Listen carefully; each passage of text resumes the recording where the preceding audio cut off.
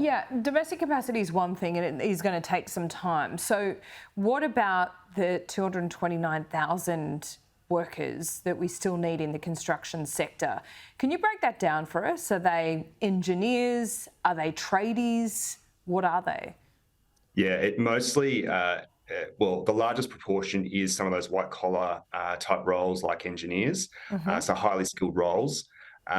We think migration is an important element to solve those issues, but we actually have a large amount of migrant engineers in Australia right now, and about 43% of them are currently looking for a job in their actual area. So we have an opportunity there with the migrants that we have onshore at the moment.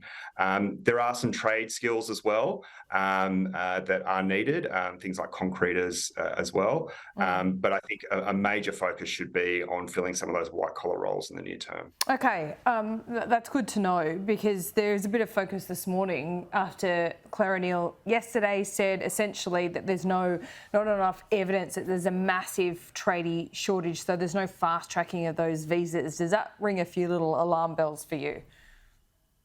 Yeah, so the announcement around needing more data in that space, I think that's fair enough. We do need to focus on developing the domestic sector.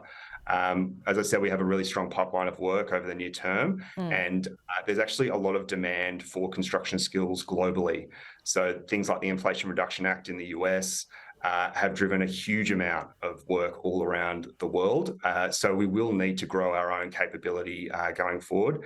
So there's a few things we can do. We've got a few recommendations in our report around attracting more people into STEM, making the infrastructure industry more attractive to people to work in. So currently it can be quite a difficult place to work, really long hours, risk shifting, high conflict, low levels of diversity. So the industry and government need to really look at how they both attract people into the sector, but also retain them, make sure it's a sticky place to work, people want to stay there. I'm not sure if that's necessarily happening right now. Okay, is there a problem, not a problem, but is there added work when you do get tradies or construction workers into Australia?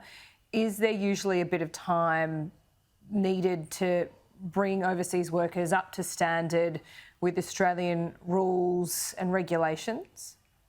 Less so for tradies, but certainly for engineers, there's quite a long pathway for them to get accredited.